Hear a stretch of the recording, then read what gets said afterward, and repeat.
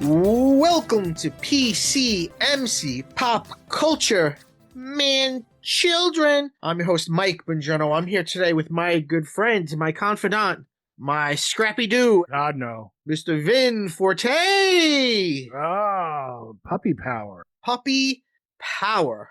Oh, what? He sucks. Okay, so we'll get into it. I'm going to defend Scrappy. Go ahead, try. I will. It's my defense is that Flim Flam is here to be worse, which makes him look better. Yeah.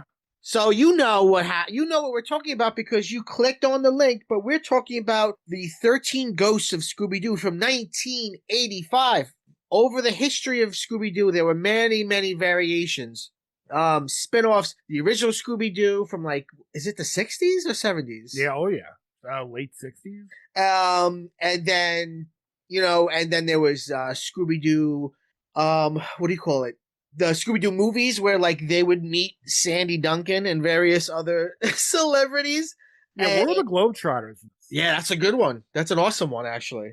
Batman's a really good one too, because it's Adam West. Yeah, and then they did a bunch of, they brought Scrappy in at one point, who's Scooby's nephew, who's a little puppy, and he's brave, and many people dislike him. And there were various other members in the Scooby-Doo family, and anyway, there was a bunch of other spin-offs. Scooby's Laugh Olympics, which was a little bit like Wacky Races, but it was all of Hanna-Barbera together. Tons of stuff. Anyway, when we get to 1985, this is, I think, the first spin-off that they actually had an idea. They actually had a premise beyond, let's just do something different, or let's just add a dog character, or let's bring in Sandy Duncan. This is a genuine premise, which is, for those of you who don't remember Scooby-Doo, and by the way, Pop Culture Man Children, we've done an episode of Scooby-Doo before. We did an episode way back in the beginning just on all of Scooby-Doo. But the general premise of Scooby-Doo was always that despite it having, spooky vibes, and, we associating Scooby-Doo with ghosts and goblins and vampires and werewolves and stuff. It was always a simple real estate scam. Yeah. It was always, the old farmer wants to scare people off his land or whatever, and it was always a classic, you pull the mask off and, oh, it's really so-and-so. Oh, it's Old Man Jenkins. Yeah. And then he says, I would have gotten away with it if it wasn't a few meddling kids. You fucking kids. You fucking kids.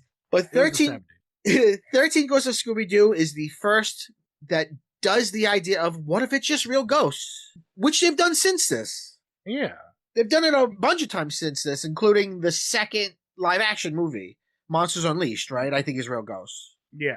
So this was actually your idea, Vin, and I jumped all over it because I do love me some Scooby-Doo. What's your relationship to the 13 Ghosts of Scooby? Oh, I loved it. I remember when Cartoon Network in the 90s would play Scooby-Doo nonstop. Yeah. And then, they would just mix them all up. They would play, What's New Scooby-Doo? They would play Where Are You Where Are You Scooby-Doo, or whatever the first one was. Scooby-Doo, Where Are You? Scooby-Doo, Where Are You? They would play a pup named Scooby-Doo an awful lot. Which is honestly my favorite. We got to do an episode of that eventually. Yeah, that's a really good one. Has a lot of DNA in common with this one, too. Yeah, and then, this one would, because it's only 13 episodes, they would kind of just, sprinkle it in every once in a while. Yeah. And it would be well, hold on, what's this? Where are Fred and Velma? Yeah. Why is Shaggy wearing a red shirt?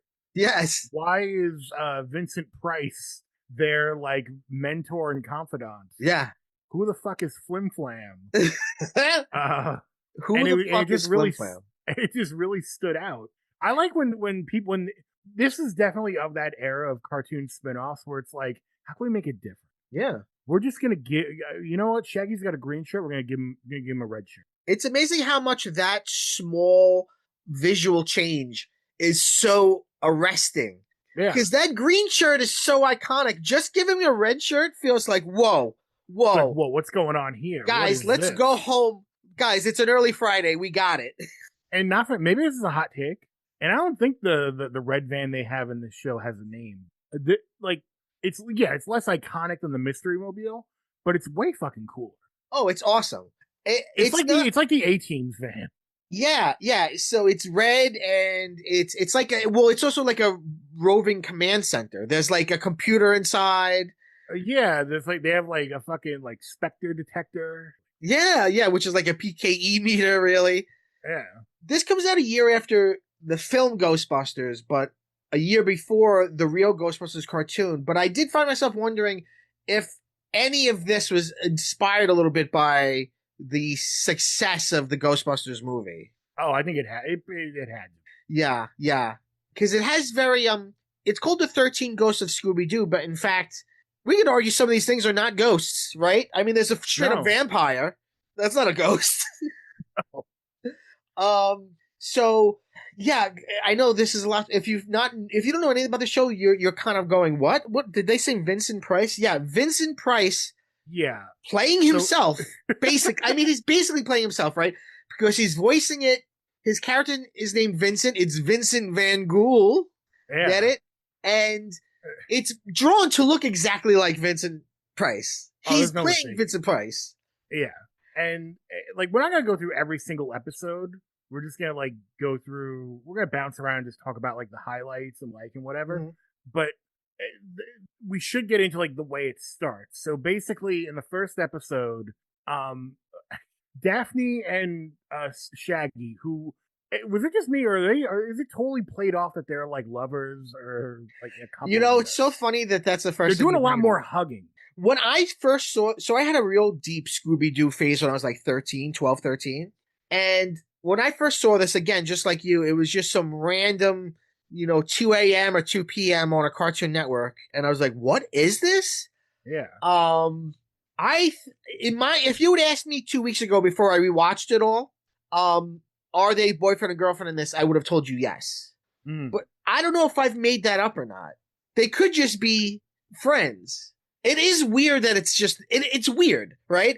Because it's just them. It's like they did some weird focus test where they're like, nobody likes you two. Like, get out of here. But it makes sense to have Velma, right? Like, okay, Shaggy is probably the star after Scooby, right? He's the second coward. He's the funny one. He's Casey Kasem, right? Don't make me go into an upbeat song after these goddamn obituaries. But then, like, okay, we're going to bring the team down to just two of the originals besides Scooby. You think, okay, you need, like, the real detective mind with Velma, but they bring in Daphne, who, no disrespect to you Daphne heads out there, she was always underutilized. Really, up until a pup named Scooby-Doo hit on the idea that she was kind of like a spoiled rich girl and kind of a valley girl and kind of had a bad attitude. She was always just kind of there. And so was Fred. Fred's easy to cut. Oh, yeah. Again, sorry to you Fred heads. But he's like, if you want to get rid of some of the central crew, it's like, yeah, get rid of Fred. But to me, it's a really crazy thing to keep Daphne instead of Velma. But Daphne's kind of awesome in this. Oh, yeah. But do you think it's literally as simple as just like, oh, well, Daphne's like the hot girl, so we're going to keep her. We need a hot girl, even though this is a cartoon. Yeah. I think you need, maybe what they felt like they needed was they need a straight person, but they didn't want it to be Fred because then it's two guys. It's a total sausage party. So maybe make it Daphne. Because Daphne also, this is made in 1985, right? So Daphne has much more of a revamp than Shaggy. Shaggy has, as we said, the devastating red shirt. Devastating. But Daphne's got a whole new like hairstyle and outfit. Yeah, it's giving April O'Neil. It is. It really is. She's got like her hair's still red, but it's very like 80s, and she's got like jumpers and stuff. And this show is very globe-trotting. Yes, that's what I like about it, because if you listen, I love the original Scooby-Doo as much as anyone, but it is a formula. Yes. They're going to go they're in the van breaks down, they're going to go to a small town, then they're either going to like, it's a fucking haunted carnival or house or farm or something. This one, it's like, oh, where are they going to go next? Like, there's a whole episode, and we're going to, I guess this is a good time as any to segue into how like weirdly like meta a lot of the jokes are in this show, which is from 1985, man. But first of all, it's like very like, oh, what are they going to get into today? And just to put a pin in that point, or put a fine point on that point, whatever the fuck, it there's a whole episode here where they go into like the funny page. Oh my god, dude! Like for real, like this is like proto Deadpool shit in 1985. In Like the they're first playing, episode, yeah, they do a whole thing where it just like very meta, like cuts to like a breaking news thing yeah, about like censorship. yeah, And and then like the there's a censor's whole like, name is Miss Cut It Out. yeah, and there's like a whole 2-minute bit where like Shaggy's like wondering, and you're wondering the whole time, was wondering like, is this in reaction to something that was going on like politically, like with TV at the time, that like they were trying to say something to the censors, or like got a note that they shouldn't do something, and this is their like reaction that they slipped in. You know, I'm not. Ronald Reagan shows up Yes, in he one of the does. later Yeah, episodes. yeah, Which yeah. I find myself to put wondering. a pin, just to put a pin in this, and we'll get to this Yeah. one later. That episode that Reagan shows up is a whole episode where Scooby Doo gets so scared, he's like, "Fuck this! I'm going. Yeah. I'm going home to my parents." And the whole episode is about like him just not wanting to participate and going home to his parents' house. Yeah, I swear to God, this show does something. It does things. I mean, more than any other Scooby Doo, I think up to this point, it has. I mean, it's obviously one-offs, but it has a continuity that keeps going. It's not a strong continuity, but it does have a continuity. Because, like, so as Vince said, it's 13. It's only 13 episodes, and it's called the 13 Ghosts of Scooby-Doo. So I think anybody would go, "Oh, okay, it was like a miniseries." Actually, not. They wanted it to keep going, and I think eventually they were just gonna like still say, "Oh, the 13 ghosts," but sometimes it's unclear. Like at one point later on in the show, they open up we haven't even talked about the chest, but at some point later on in the show, they open up the chest and a bunch of ghosts come out that we have not seen. And it's like, "Oh, when did we catch those guys?"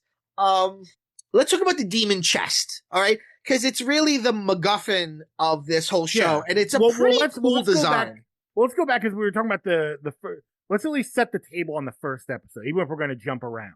Well, actually, wait, before let me interrupt you, interrupting you. I wanted to go back. You were saying, what do you think was in the water at this time that this got to be so meta? I don't know, from a point of view of like out there, but I do think the issue is this producer. So the producer of this show, what's his name? Excuse me, folks, I will find it. So the producer of the show, or he's one of the producers of the show, is a guy go by the name of Tom Ruger. He's the associate producer, and he becomes, I think, the showrunner for a pup named Scooby-Doo, which is, remember, very, very meta. Yeah. Like to the point where, like, in the theme song, it says, "You can help us solve the crime." And at the end of every episode, like, Freddy will turn to the screen and be like, "What did you guys think? Is there a clue?" But not in like a Dora the Explorer way, more in like a fun meta way. Yeah. Kind of like in a Who Shot Mr. Burns? What do you think? Yeah. So a lot of people say it's this guy, Tom Ruger. It's his influence that he had this mindset of like, no, let's be experimental. Let's be funny. Let's be meta. I mean, there's a point later on where they're flipping through a TV and you see the original Scooby-Doo show. Yeah. Which is like, again, that shit's so common now, but for 1985, you did not see that stuff. Yeah, it's because I don't remember all that stuff from originally watching it, just watching it now all at once, that it really like caught my attention. Yeah. But you were saying, let's set up the first episode. Yeah, so basically it starts out with Scooby, Scrappy, Shaggy, and Daphne going on a Hawaiian vacation in their plane like you do. And right, who pays for this stuff? I don't know. Mystery Machine. It's the mystery flying machine. The mystery, they taped a little flying on it. And Shaggy's like, "Oh yeah, we're going," and Daphne's like, "Oh well, what are we doing? Like we're in like the Himalayas right now. Like we're not in Hawaii." And he's like, "What are you talking about?" And it's like, dude, there's fucking snow all over. What do you mean? What is she talking about? He was very oblivious. But he's also the one flying. Oddly. Yeah, I don't like him flying. Yeah. But yeah, they go to the Himalayas by mistake. And then while that's going on, there's like this small like town where Flim Flam is introduced. Oh And boy. he, as his name would imply, is selling like Grandpa Simpson's love tonic or whatever the fuck, and trying to No, it's scam people. It's it, the joy juice. Joy Juice, which makes me think of when they say Joy Juice in Boogie Nights.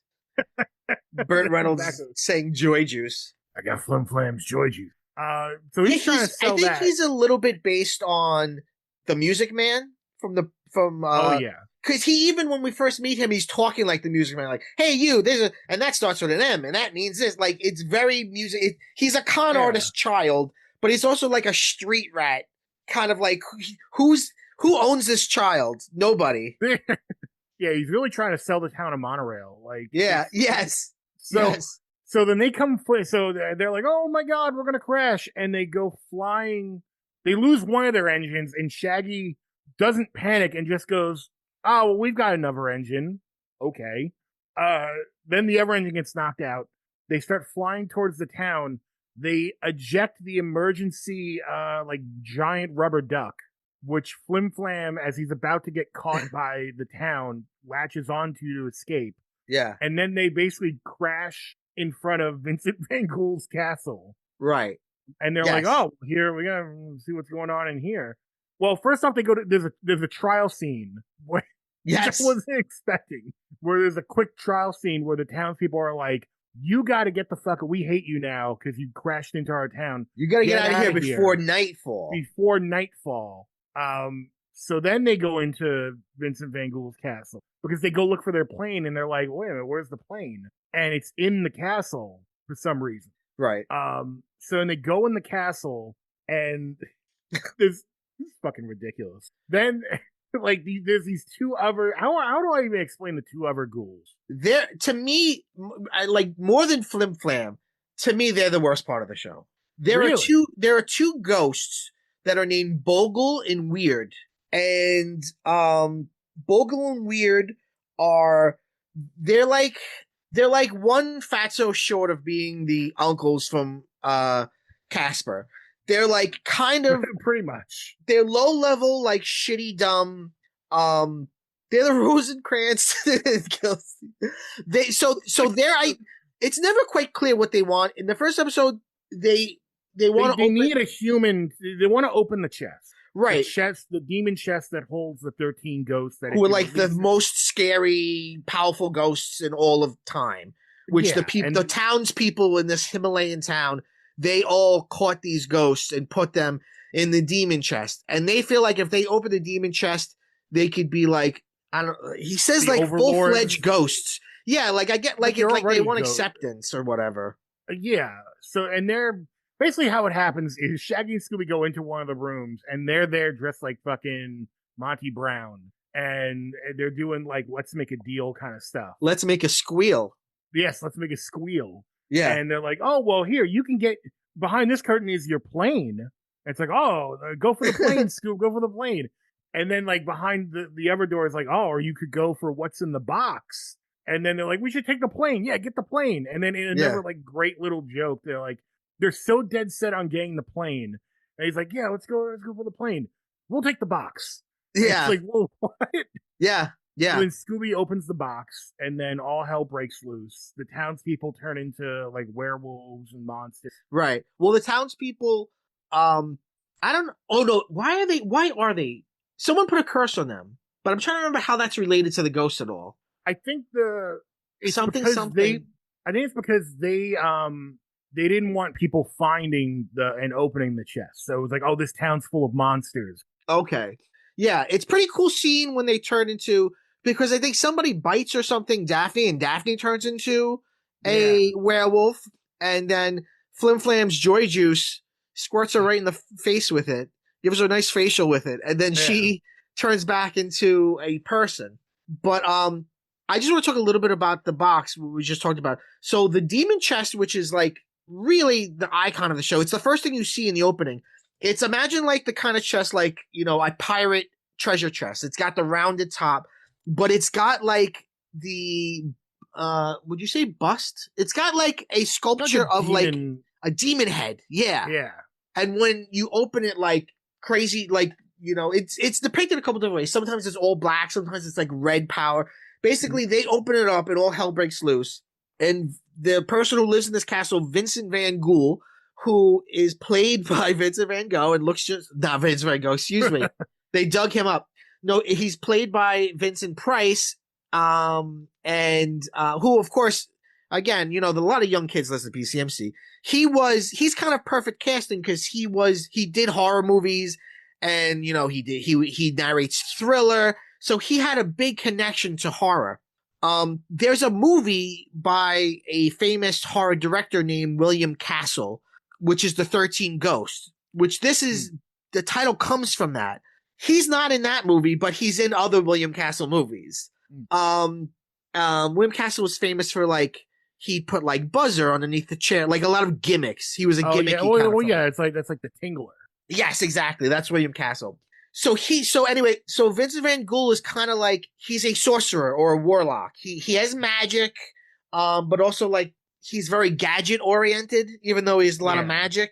He has a crystal ball, which they use basically like a iPhone in this. And he says, because you guys, this is the whole premise of the show, because you guys let the ghosts out, it's your job to scour the world, all over the world, and find the 13 ghosts and put them back in the box and save the world. Yeah, it's really like Scooby-Doo meets Dragon Ball. See, I've never watched Dragon Ball, sadly. See, that's got to be an episode. You're the second person in a few months to say that to me on the show. Let's go back to Bull Going Weird. You're not as hard on them as me. You like the Bull Going Weird? They're not as intrusive as I was expecting them to be from the pilot. They skip a few episodes in the beginning. I was just about to say, they do skip a few episodes. They come back, but they stay back. They stay back, and they do seem to, but they do get into a groove of they kind of become the lackeys for whatever the big very Bulk and Skull. Yes. Yeah, whatever which of the 13 ghosts this episode is going to be about, they are working for them. Yeah. Yeah. So I guess let's talk about some of the ghosts, because I got to say that this is really good animation, and I think the designs are really good.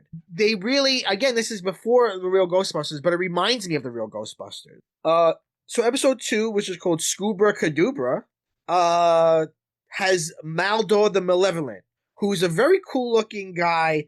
He's you can't see his face. It's black, kind of like Orko from Master Universe. He's got yellow eyes. He's got gray hair, but he's got 2 giant white horns and a purple shirt and a robe. And he has long pale fingers. And his thing is he wants to get this MacGuffin called, what is it called? The wand? The something wand. A gold wand, but it looks like a spoon. Oh, the Wonder Wand of Zagraz. Yeah, this is in some weird, it's an enchanted land that some princess was the queen of, or what? No. Somebody was the queen of or princess of whatever. And he took over their enchanted forest and made it spooky and evil and put her to sleep like Sleeping Beauty. Yeah. And then basically Daphne gets put under the spell, and then she's asleep for the back half of the episode. Yeah. Scooby-Doo gets the wand and then starts turning, it's cool when everything turns, the trees turn evil, but then Scooby shoots the wand at them and then they just become regular ass. There's a ton of magic in this. There's good magical creatures and bad magical creatures. One of the cool things about this, I mean, it's stupid, but also I like it, is, all right, so the overall world of Scooby-Doo has always been, never clear on geography. You could always, in the original show, you could kind of always drive anywhere. Yeah. And it was never clear, like, time periods. Like, you'd be in, like, a town, and it's like, okay, this is the 60s. But then, like, you'd go to a castle, and it's like, are we in the, like, what century is this? 1600s? Like, yeah. And that's happens very much in this as well. Because it's kind of like... Oh, yeah, even by episode 3, it's like, so wait, what? I was very confused by episode 3, and I'll be honest, I could have just rewound to the beginning of the episode, and maybe they told you. But were you as confused as me by the fact that, like, it was like an Arabian Nights themed episode? Yes. But everyone spoke French? Well, I'm not the smartest or sharpest knife in the drawer, but I have seen Casablanca a lot. And from Okay. Casablanca, I do know that at some point the French were in Morocco. Either they colonized Okay. it or something. Again, I'm very dumb. I have a public school education. But yes, they do. A lot of them do have French accents, but I Okay. know it from Casablanca. Yeah, but that's cool too. Like they're in Morocco. Like it truly Yeah. is Like very globe quickly, it trotting. was like, oh, we're going global. Yeah. And Whereas then, like you know, yeah, speaking of exotic look at, were you as shocked as me to learn? And this is in like the last or second to last episode that fucking Duville exists. yes. Let's tell the folks at home what Duville is. It is exactly what you think it is. It is where Scooby Doo lives, and his and like there's animal people, and like his parents are there, Yeah. and it's just it's Duville, baby. Like It's kind of stupid. Well, that's it an episode that's kind of based.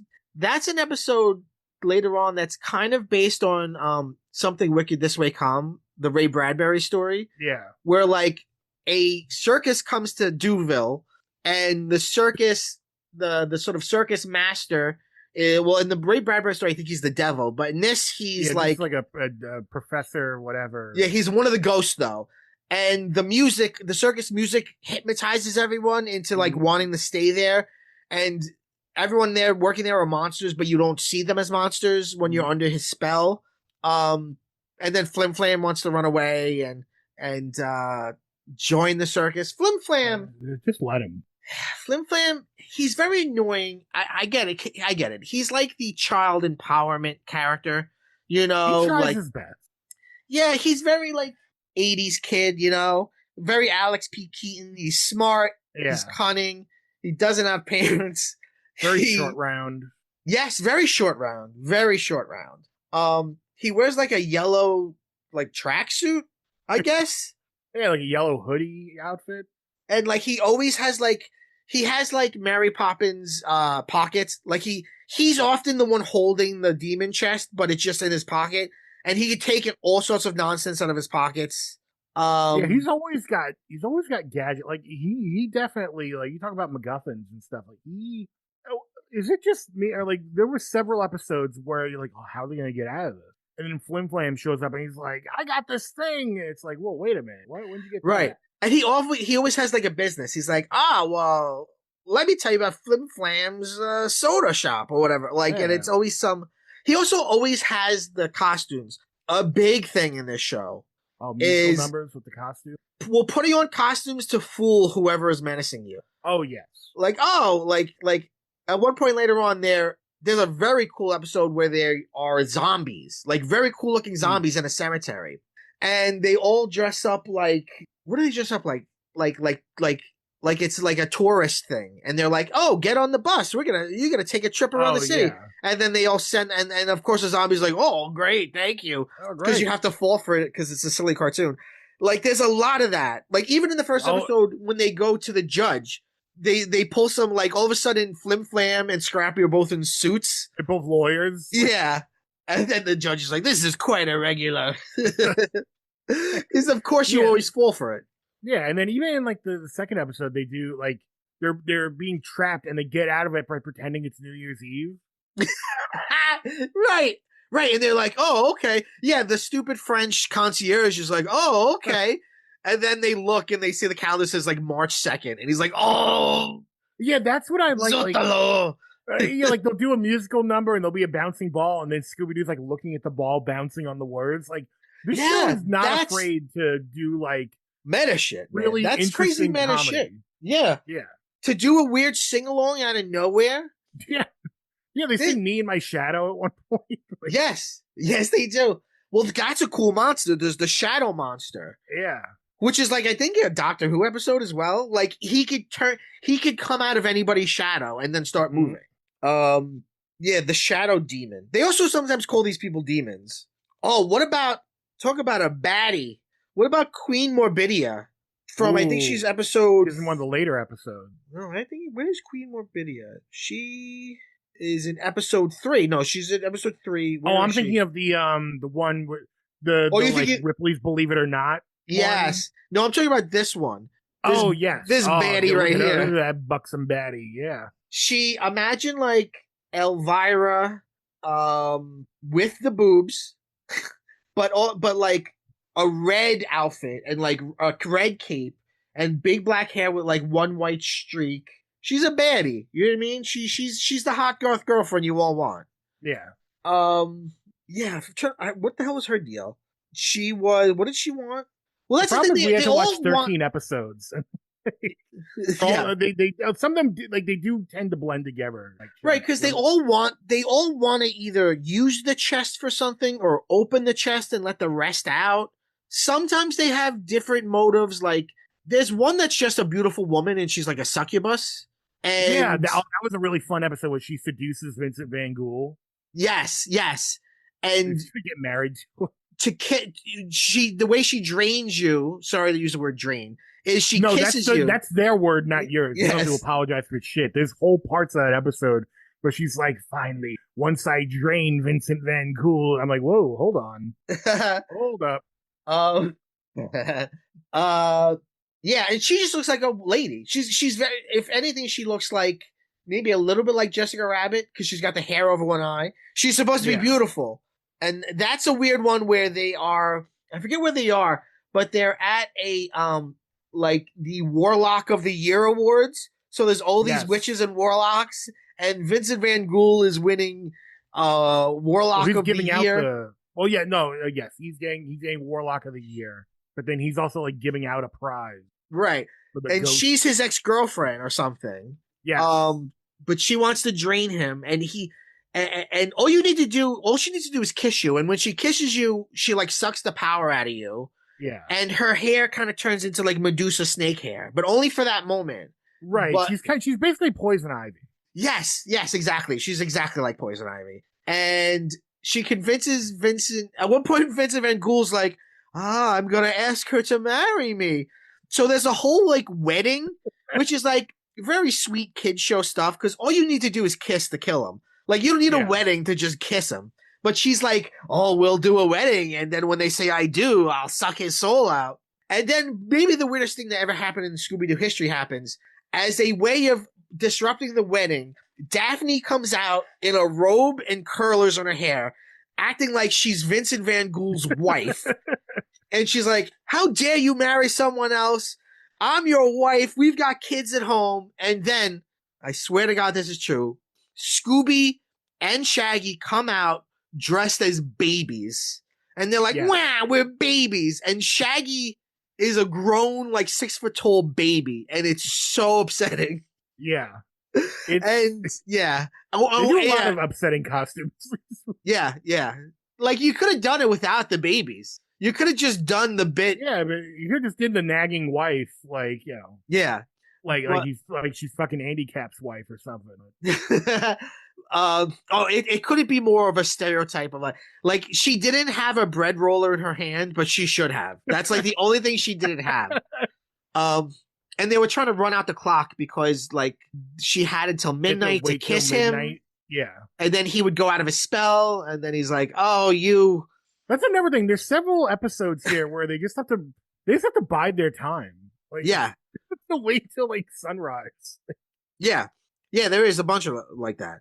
Because this show really throws every kind of like supernatural thing at on the screen. They go to space. I was thinking to myself while watching this, as a franchise, does Scooby-Doo hold up, right?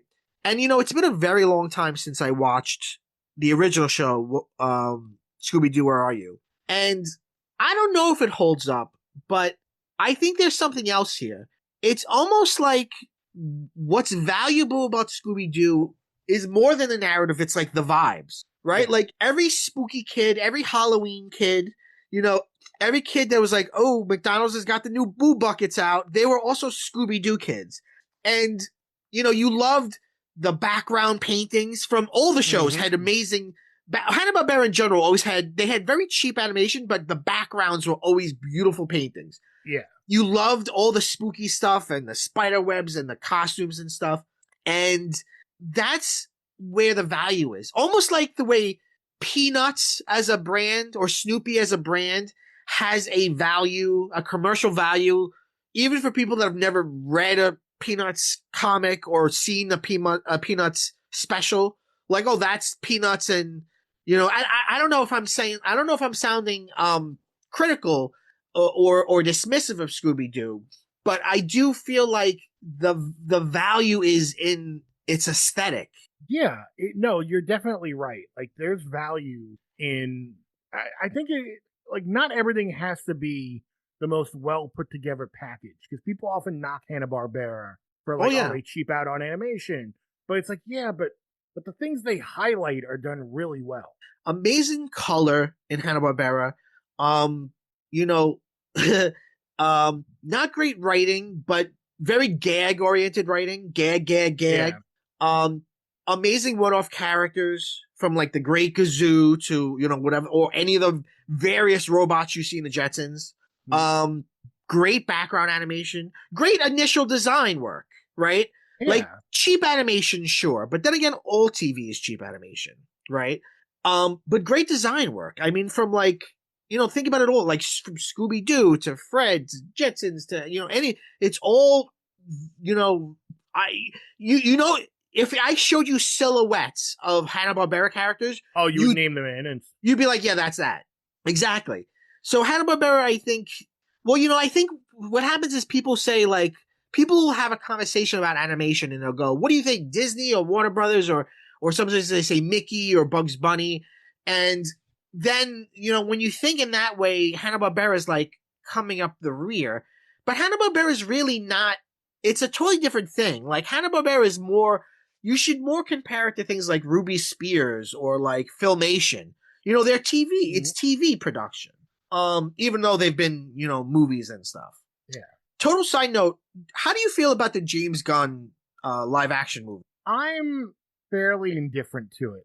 Okay. I saw the first one when it came out, and I was like, I see what they're. I'm picking up what they're putting down. Like, Yeah. it's a typical James Gunn. It's if Well, you that was had to pick before a we knew what director, typical James Gunn meant. yes, but yes, looking backwards, it's typical James Gunn. And I guess again, in retrospect, if you were going to pick a guy to do a Scooby Doo movie, I guess he would be at the top of your list. Like, he does.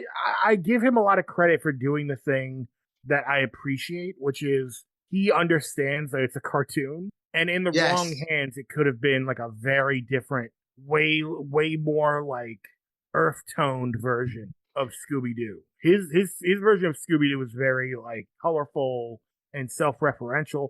Yeah. Fucking Matthew Lillard is still playing Shaggy in the cartoon. Yeah. He became like the official Shaggy. Yeah. I'm kind of indifferent to it now, but I gotta be honest, when I first saw it, I hated it because I was such a Scooby Doo purist. And spoiler alert, in that movie, the villain, like when they take the villain's mask off, it's Scrappy, which I get. Even now, I'm like, I get the Yeah, idea of even it if like it's an not as a SNL Scrappy sketch. fan. Yeah, like even if it's not Scrappy, even if you don't like Scrappy, it's a weird thing for them to be like, ha, see, like because the fans all hate this character, so now we're making him the villain. It's like it feels like you've got like some weird vendetta that you Yeah, put in there in place of just having an actual villain. yeah. It's also weird for me when you've got a franchise that, first of all, there's no Scooby Doo continuity. I mean, there's No. there's no continuity to speak of. They're kind of, sometimes they age, sometimes they don't. Sometimes it's a couple together, sometimes it's not. Sometimes they're scrappy. The origin of Scooby is a million different things. The origin of Mhm. how they get together is a million different things. Sometimes they're teenagers the whole way through. Sometimes they're not. Sometimes they're with the Harlem Globetrotters. Like there's no continuity. So to act like there is weird, and to act like this franchise in general isn't all kind of silly. It was a weird, like, I want to call it a rise of Skywalker, and by that I mean going out of your way, bending over backwards to try to fix what you perceive as a problem in the Mhm. narrative. That's what making the villain Scrappy does, because it's like Because if you came in fresh, like We Yeah. know about Scrappy. Yeah. But if you're trying to appeal to, like, okay, you could put in the self-referential jokes. That's stuff that, like, you're either going to get or it's going to go over your head. But to make the villain Scrappy, that is for a specific section of the audience. Right. So now you just cut everybody else out who's probably going like, wait, so what? Like, right. But it also makes me go, then who is this for, right? Because right. if you know Scrappy, I guess a lot of people don't like him, but don't you feel like if it means something to you to see Scrappy at all, doesn't that mean you kind of like him in some way? Like, Yeah. I find that I had this problem when I was talking about the new Masters of the Universe, because I like it a lot, but in its worst moments, it's making fun of Masters of the Universe, but it's like no one who would get this joke wants this joke. The only people that would get this joke are people that don't care, but they don't care enough and they don't even know it. You know what I mean? Well, I guess this is a good time to segue into, unless we have more to talk about with the actual show. Yeah. But I think this is a good time to segue into the movie. Well, so it's funny that you say that, because there's a Scrappy joke in the movie. So in 2019, so I don't know if you guys know this, but like from the late 90s to now, there has consistently been animated Scooby-Doo movies every couple of years. You mean like literally like every 2 years? Yeah, straight to DVD animated movies. Like with like I think sometimes they play them on Cartoon Network, but they're just, these aren't theatrical films, but they've been constantly making them. And in 2019, they made one called Scooby-Doo and the Curse of the 13th Ghost, which is based on this premise of like, they really didn't catch 12 ghosts. It's really not clear in the show, but it's going off this idea of like, oh, they didn't catch all 13 and there's one left and they never caught the last one. Yeah. And in the beginning, it's the original team, all of them, and they're having a garage sale and they're trying to sell, somebody's like, oh, what's this crystal ball? And then just Shaggy and Daphne are like, oh, well, and then it's a lot of like, oh, remember that summer where you guys went to camp? Well, we met Vincent Van Gogh. It's a whole, it makes no continuity sense because I read them as older in 13 Ghosts, but in this it makes it like it was just one summer in their young life. And of course, Maurice LaMarche is doing the voice of Vincent Van Gogh now, just doing an impression. He actually does an amazing job. Yeah, well, Maurice LaMarche, you know him as the Brain from Pinky and the Brain, Egon from Ghostbusters. He's a great, he does a great Orson Welles. I think is he the voice of Orson Welles in Ed Wood? I think he is. I think so. I think it's played by Vincent D'Onofrio but voiced by Maurice LaMarche. Yeah, he does that. It pops up a lot. Like he does that in The Critic too. He plays Orson Welles. Yes, he's right. They're not supposed to crawl. So I watched it the other night. It was entertaining. Actually, if you like the show, one of the coolest parts is the opening credits kind of show you like a recap kind of in silhouette. Yeah. But anyway, just before we talk about it, at the very end, we meet Flim Flam as an adult in this, and he's not as annoying. And at the end, they're like, oh, it's great to have us all together. And Flim Flam's like, yeah, except Scrappy. And then the other teammates go, what's Scrappy? Yeah. And it's like, it's just like the James Gunn joke. Like, what the fuck? This is the dumbest shit ever. It's so weird to be like, this thing is too dumb. But it's like, is it? Look in the mirror. This is the dumbest shit ever. Like, why? And I say that with total love. I say that with love. You know what I mean? It's weird, right? Yeah. And that movie there's plenty of callbacks in that, like Shaggy flying a plane. Like, there's a lot in there. Right. And Freddy's like, why is he flying the plane? There's a lot of fun. You're right. And then there's a subplot of Fred being jealous of Daphne because she was the leader while he was gone and she's so capable without him.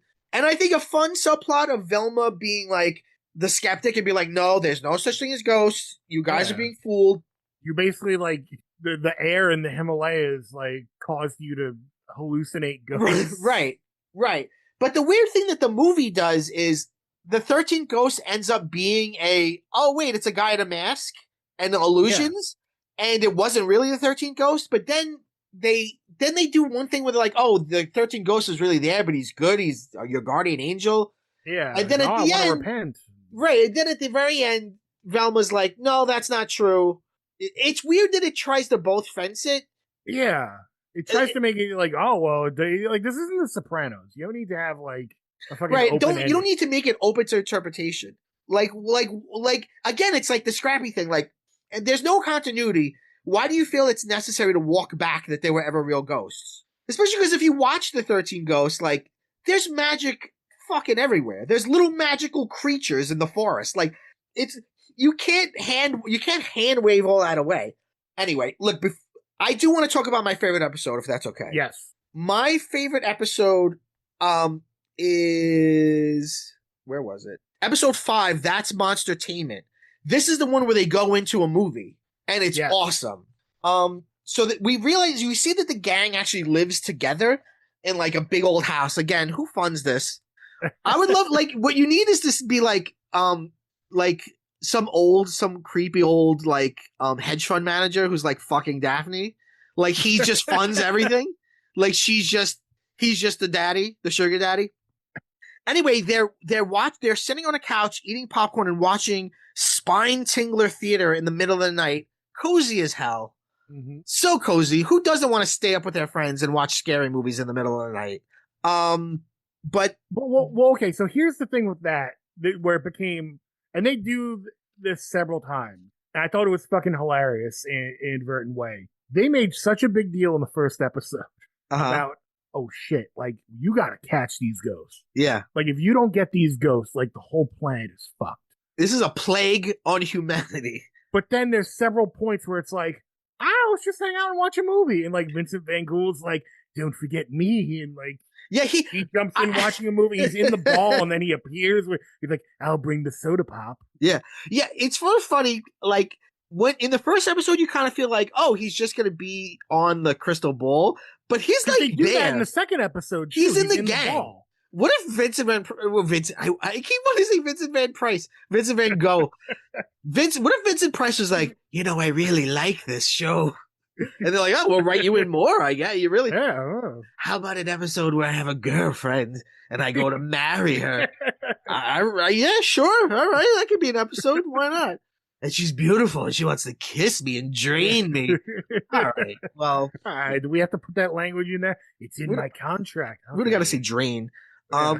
So anyway, so in this, there's the monster's name is Zomba, and she's really cool looking. She is like, she's got like purple hair and like red skin. She has like weird yellow teeth and she really looks like a real Ghostbusters monster. She has like bone earrings, and she sucks them into the movie. And again, very meta. The name of the movie they're watching is, what is it? It's The Son of the Bride. The Son of the Bride of the. It's like a big long like play on Bride of like the Son or Bride of Frankenstein. Right. The Son of the Bride of the Ghost of Frankenstein or something like that. Yeah, The Son of the Bride of the Ghost of Frankenstein. And it looks like a Universal monster movie. White, and they're in it. So she sucks them. There's a lot of people being sucked into things in this show, by the way. And so she sucks them into the TV because she wants to distract them so she can steal the demon chest, which where the demon chest is Scooby has his own room with wallpaper with bones on it. Yeah. And he has an American Gothic painting where both farmers look like Scooby-Doo. Yeah. He's basically got a panic room. Yeah, and behind that is like a safe where he puts it, and then there's like lasers and all sorts of so she's trying to get through that to get to the demon chest, but they're stuck in a movie. And again, this is like what happens with the comic episode, which we can talk about later. They're in the movie, and they're like, well, we have to play the roles it's very similar to a classic we recently talked about on the show, Waxwork 2. Yeah. They're like, so like Scooby is Dr. Frankenstein and Scrappy is Egad, who's like Igor, and Daphne is the bride. And I bet there was at least one executive who was like, we can't have whole minutes of this thing in black and white. Kids don't like black and white. But it's in black and white. Yeah. Like, they're in black and white when the entire time they're in black and white. And it's pretty fucking awesome. Oh, there's also a fun bit where when the movie starts, after they've been sucked in, you see like the MGM logo, but it's Scooby in it. Yeah, it's Scooby in the logo. Yeah, and it says Rana Rarera, like Hanna-Barbera. Like, I love it. I love how much fun they're having. They use lightning to like heat up the crystal ball, and that brings them back into reality. Something. They always catch the ghost at the end and open up the trunk, and the ghost goes in, and they close it. And that's another one we got. Sometimes the ghost is like kind of like willingly, like in one of the later episodes, the ghost turns back into a bat and they just have the chest open and then the bat just like flies into it. Yes. It's like, why you fly away? I mean, I get they got you, but like, yeah, you don't have to go so willingly. Right.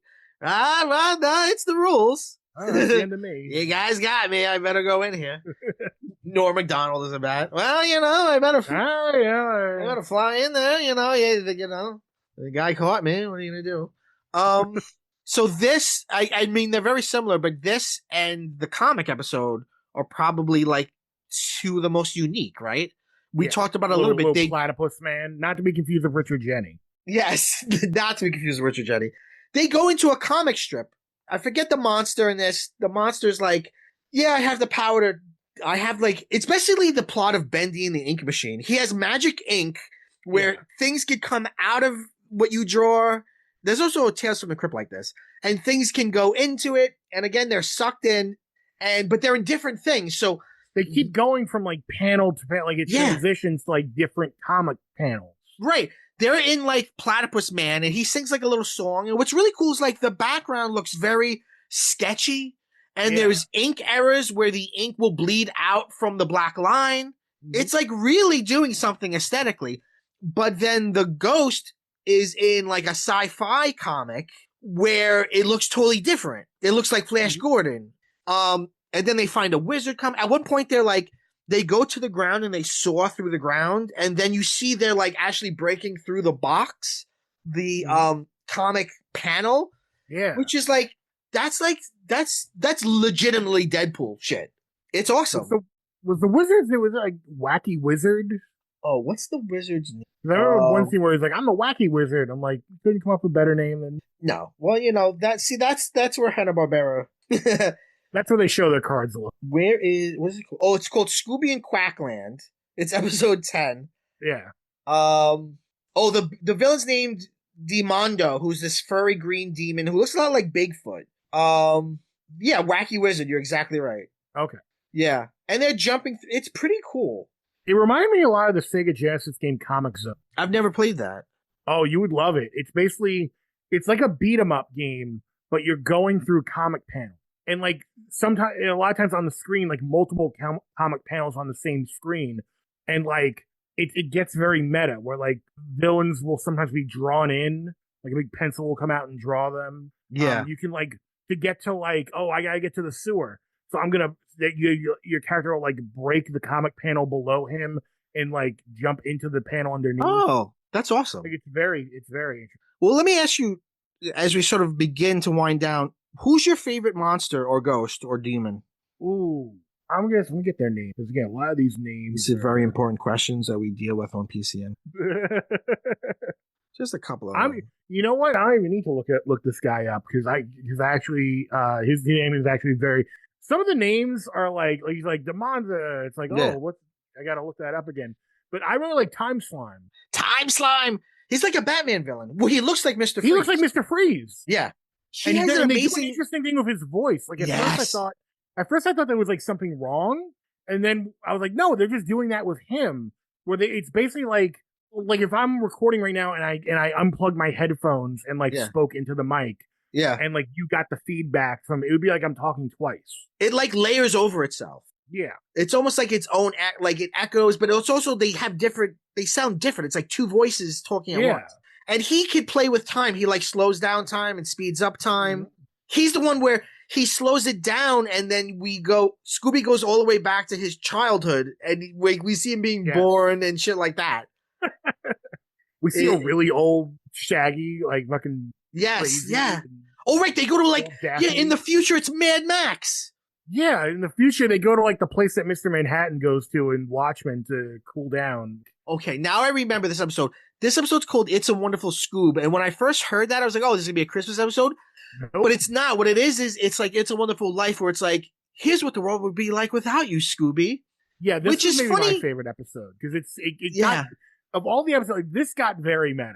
Because Oh, like for Scooby's sure. like, I'm fucking out of here. Right. Quitting is funny. After Yeah. all of this, he's like, you know what? I'm done. Fuck this. Um. What's funny to me, and again, why even pull at this thread? Like Scooby's not the one who wins out the day every day. Like every time, it's not like he wins at the end of every episode. So it's weird that they're like, if you weren't born Scooby, the world would be a Mad Max hellscape. It's like Yeah. how did Scooby stop that from happening? My favorite monster is Rancor. Not the Rancor from Return of the Jedi. He's a vampire, but he looks like the devil. He's a very scary looking. So imagine like he's like a Batman, not Batman, but Batman. Not Batman. Yeah, but Batman. More like Man Bat, if anything. More like Man Bat. Yeah. He's got a bat head and he's dressed like Dracula, but his head is red and his cape is red. So he also looks very devilish. And I think he also has hooves, and he's a vampire. He's just very scary looking. He's just a really cool design. I think he's my favorite of the 13 ghosts, or 12, or how many we actually really see. Favorite name though? The Reflector Spectre. Yeah, that's a good one. That's the good. one in Morocco, right? Because it's in a the mirror. They jump in the mirror, and Bogle and Weird have to like carry the mirror around. What about this? At one point, there's an episode where there are 3 witches that are clearly based on the Three Stooges. The Three Stooges. I guess the last thing we should talk about is the last episode, because the last episode feels like it's trying to be an homage to the original series, because it's got a mystery in it and clues, and there's someone really behind it. Villain, yeah, like there is a demon, but like the demon isn't really like the main menace. The main menace is this fucking like not my reference point is Dean Cain because he hosted it in the 90s, but like there's like Ripley's Believe It or Not host. Yeah. Where it's like, oh, I've got First off, why are they on this show? Oh right, they go on a public access show hosted by what's his name? Boris Creepoff. It's supposed to be like Boris Karloff. Yeah. And they're going, I guess, to say that they're looking for the 13 ghosts. I don't know, man. And he's an old friend of Vincent, of course. Yeah, that was another thing where I thought like, or I was like, oh, did I miss something at the beginning? Like, and I was like, no, they really like, they don't really have a good reason for being like, okay, whatever, they're on TV, I like that. But it's like, you fucking idiots. Why are you letting anyone else touch this fucking trunk? Right, but it's so interesting again, like that a show at this time, because this is a Saturday morning show. Yeah. It's on ABC. That they're like, let's homage the original series, because like there's a lot of Scooby snacks in it, which aren't really in every episode. Yeah. There's a lot of even in the end, they're like, oh, this is what happened when the light went off, the table turned. Yeah, like it really is like you're trying to homage the original series. So I can't get a good read on this. I think that I don't think this was a miniseries. I think that they wanted to go on, and it got canceled. If it was a miniseries, they would have caught all 13 ghosts. Like that's always been my contention. And again, to your point, in that last episode, they do open the chest. Yes. So you think like, oh well, like you see like 3 ghosts come out, but I'm assuming it's supposed to represent like all the ghosts coming out. And I thought like, oh, like does it end on a cliffhanger? Like, are they gonna? Yeah. Is this how like the ghosts are freed again? We're gonna get like another season, or they hope to? And it's like, no, again, Flim Flam comes in because he found a vacuum. Right. Well, yeah. By the way, fucking Luigi's Mansion completely stole that. Yeah. It's called the Vacuum Spook, and it's just it's exactly what Luigi has. It's a which, by the way, those games are incredible. They are. It's a vacuum that sucks up ghosts. Mm-hmm. This is is it fucking Shakespeare? No, right? No, but if you're a fan of Scooby-Doo and you either never watched this or this is your first time even hearing about it, you should look it up and go watch it. It's definitely an oddity within the Scooby-Doo canon that deserves to be looked at because it's got stellar animation, it's got stellar comedy, it's got good Got Vincent writing, Price, guy. it's got Vincent Van Gogh. He's one of the best parts. Like he really like hams it up. I like because in the first episode you kind of get the impression that like, oh, he's gonna be the guy that's like playing the straight man and like I'm helping you, but I'm upset at you for unleashing the ghost. But like, and there is a fair bit of that, but Right. he's like way more genial to them than I would have expected. Yeah, he's just part of the gang. Yeah, very quickly he just becomes part of again, like the second episode, okay, he's in the ball, he's doing what you think he's gonna be doing. But then like by episode 3 or 4, he's like just like we said before, he's just hanging out with them, eating 4 pounds of popcorn and soda pop. Well, he could teleport anywhere. He could just be there. Like it's the writing is very easy. Whatever they need him to do in that episode, he could do. Oh yeah, because again they set up that I'm gonna help you by communicating through this ball. But then in like the very next episode, he's like, "Oh, I'll do it myself," and like just fucking flies on his magic carpet. Yes, yes. It's so good. How are you not convinced yet? Turn off this podcast and go watch it. It's all what for do I free. gotta do to convince you? Yeah, it's all for free. I think on Daily Motion. If you want to pay way too much for it on Amazon, you can. Yeah, it's like like I did. $23 on Amazon. Yeah. But it's a lot of fun. And the next show after this is Pup Named Scooby-Doo. So this is like the proto of that. And that was a totally different direction, really. Oh yeah, that was like the animation's like completely different. Like as a kid, I didn't know that this was like, oh, this was in 1985 and the other shows were in the late 60s because they had a style that like looked almost interchangeable. Like now, like with a more trained eye, you can kind of tell. But like as a kid, this this Scooby and Shaggy, Scooby and Scrappy Doo, and like the original series, all like as far as my young mind was concerned, like all interchangeable. Yes, But Pup Named Scooby-Doo, yeah, it's got a bigger, Cartoon Network would broader interchange cartoon. them. Yeah. It would just be like the Scooby-Doo hour, and they just play whatever fucking thing. Yeah, that was a big thing in the 90s where it's like, hey, we've got the rights to a lot of this stuff. So what are we going to do? Just make it now. Like, didn't Kids WB do that too with like Looney Tunes? Where Yes. Like, the fucking Sylvester and Tweety hour. The weirdest one, and I don't know, maybe I was just dreaming this, but I swear to God this existed for a very short time. They had an hour block where they played Flintstones and Scooby-Doo, and they called it the Scooby and Dino show. I swear to God this exists. I'm looking this He's up. Googling it right now, folks. Scooby. By the way, if you say no such thing exists, I will not be surprised, but I will be saddened. Remember the Tex Avery hour? Like they would make. Oh, I remember Tex. Oh yeah. Well, that was Toonheads, is what you're thinking. Yes. It's Toonhead. TNT or Turner rather, because they own Cartoon Network, really were like in prime benevolent mood in the 90s because they were very big on like, here's the history of cartoons. Here's Tex Avery. Here's why you should care about him. Here's Bob Clampett. Here's how you should care about him. Yeah, to actually say like these are the directors of these cartoons, and we're gonna make a block of all shorts by this one Looney Tunes director, and why that's important. That's crazy.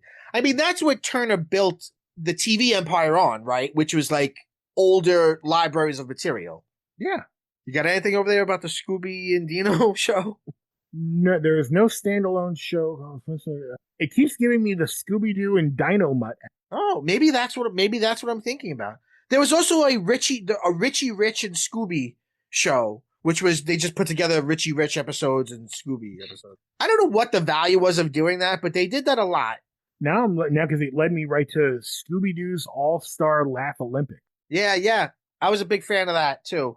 That's basically just their version of Avengers Endgame. I think I maybe have an answer for you. Hold on. Okay. Oh. Give me one. This is breaking news here on PCM. We break the news. So I have a commercial. You know what? I'm gonna send this to you. It's like a minute long. Here, I'm gonna text this to you right now. Oh my God, folks! I think I found out. Breaking the Venice commercial. I'm not looking to describe it to you guys because I don't play Scooby and Dino Mutt. Okay, that's Fred, and then the complete fifth. I don't know what the hell this. I'm seeing Bluey. This is not right. This can't be. You know what was really awful? Speaking of Dino Mutt, a couple like 2018, 2019, they made that movie Scoob. That was a like theatrical film, and it was like they were trying to start a Hanna-Barbera cinematic universe. Oh, it was awful. Did you see that at all? Yeah. It was Oh no, terrible. I didn't see it, but I know what you're talking about. I Okay, so this is wanted to just like it, and I yeah. hated it. And I So think, this thing I found was yeah, basically a fucking. I hate when people do this. People do this with wrestling all the time, where you're looking up a match and yeah. then you click on it, and the thumbnail looks like it's what you want, but then it's like someone playing the video game. Ugh. Like Did you this ever is see? exactly what this is the equivalent of that, where it's like someone made their own trailer. Someone made a custom trailer for the DVD releases of the Flintstones fifth season and the Scooby-Doo and Dynamite complete series. Who the fuck? Like, Did you ever see? By the way, speaking of wrestling, did you ever see? There's a WWE meets Scooby Doo movie. there's two of them. There's two of them, folks. There are two of them. I've only ever seen on like clips or reels of like when John Cena meets Scooby. Oh yeah, maybe we should do that next. All right, guys. This has been a beautiful episode. Vin, thank you so much for being here. Yeah. We end every episode by saying, Why? "Row, right, right."